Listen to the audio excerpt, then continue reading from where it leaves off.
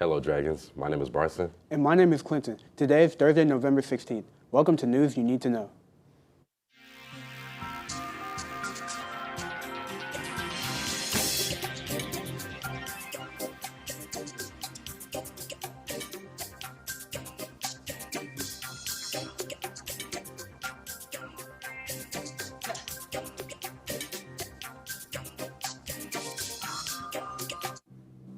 We'll start with what's making headlines today. Tupac Shakur can win his first Grammy in nearly 30 years after his death. The legendary rapper died after being shot in Las Vegas in 1996. However, he was nominated last week in the Best Music Film category for his work used in the docuseries Dear Mama. China's leader Xi Jinping has hinted that the new pandas could be sent to the U.S. Beijing loans pandas to be more than 20 countries around the world, often referred to as the panda diplomacy. China has not granted any new loans to the U.S. for 2 decades. The Memphis Zoo's pandas recently was transported back to China. And it finally looks like the government will stay open for now. A bill to fund it now goes to President Joe Biden, and the White House official says he plans to sign it. That's after a late night vote in the Senate, but that doesn't mean the spending battle is over. The bill's 2 tired funds runs out just into the new year. Hardline House Republicans say that they want Speaker Mike Johnson to push back against Democrats. Next, University of Idaho marks 1-year anniversary of 4 students stabbed to death last year with Virgil on Monday.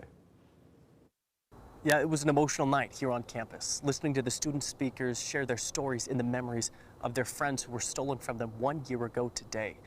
But this vigil also spoke to the strength and the support that's been offered by the Vandal family. And the only thing I miss more than seeing E every day is seeing those two together every day. Tonight, hundreds of students huddled together on the wet admin lawn, a candle in hand, paying their respects to their classmates that were taken from them. Kaylee Gonsalves had a contagious laugh. I mean, you could hear it in the other room. It was so unapologetically her. Kaylee was beautiful inside and out. Kaylee, remembered for her contagious laugh. Xana and Ethan, their vibrant, energetic presence, especially together. And Madison, for her compassion and loving characteristics. Each speech followed by moments of silence, each moment a reflection back on one of the darker years Moscow has endured. It doesn't leave my mind really at all. Ben DeWitt is a student journalist who's reported on this tragedy with Idaho's newspaper, The Argonaut. He tells me it's a story he takes home with him. A lot of students kind of have the liberty and the ability to, maybe just not think about it or take their mind somewhere else. I don't get that liberty.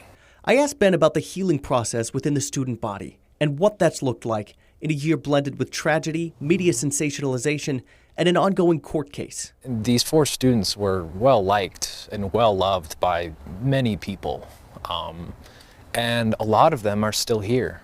The healing process, it may have only just started, but it's going in a good direction. Dean of Students Blaine Eccles shared the heartbreak and difficulty in watching his students navigate through this. But tonight's event, a symbolic gesture by the students to their classmates and their families. And I'm hopeful that the families, if they're watching or if they're participating even remotely, that they'll understand that our students so care for them and are there supporting them in this dark time.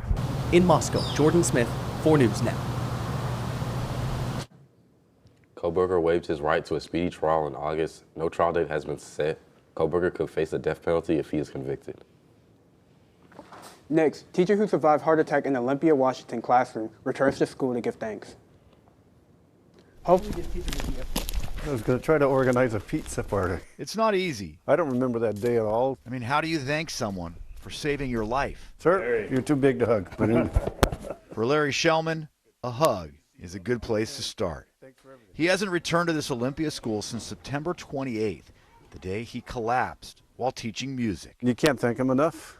Not even thanks does it. And I'm not going to cry.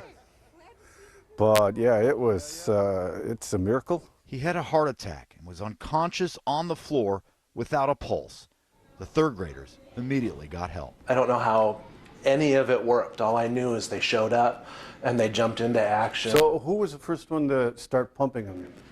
It was Medea. It was you, huh? Yeah, it was Medea. Medea Segan is the school's health assistant. She told coworkers to call 911 and to grab the AED the school's automated external defibrillator. When we got in there, Larry was not breathing. He was purple.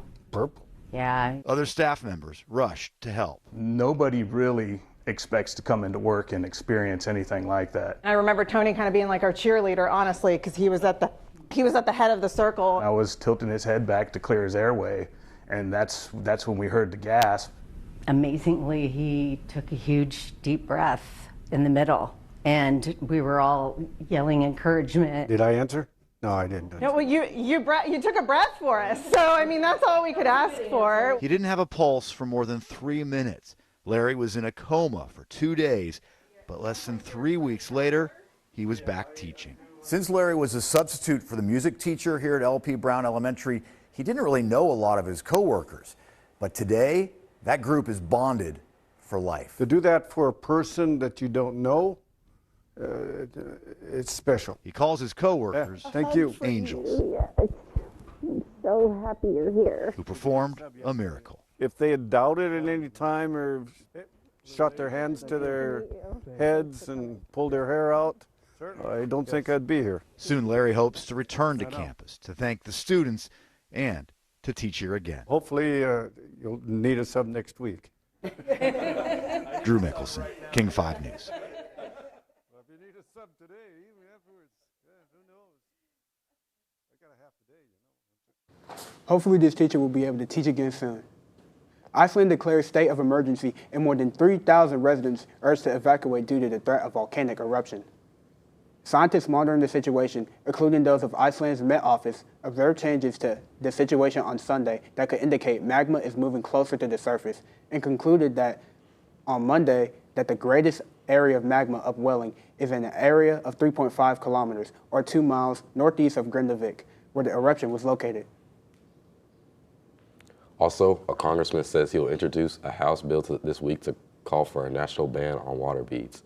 The tiny beads are often sold as a toy to children, but New Jersey Democrat Frank Pallone Jr. says they're dangerous to them and packages don't have warnings. The Consumer Product Safety Commission says if swallowed, the beads can possibly cause life-threatening injuries since they grow inside the body, and they may also require surgery to remove.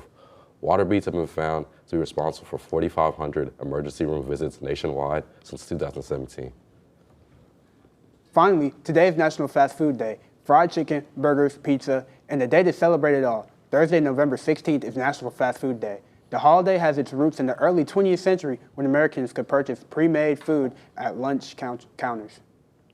Most historians agree that White Castle was the first fast food outlet starting out behind a counter in Wichita, Kansas back in 1916 and followed in 1919. McDonald's started with one of the first drive-thrus in 1940, and the Pizza Hut opened in its first location in 1958. Now the U.S. has the largest fast food industry in the world. What's your favorite fast food, Clint? I like them all. That's all we have for you today. Thank you for joining us. I'm Bryson. And I'm Clinton, and this has been News You Need to Know.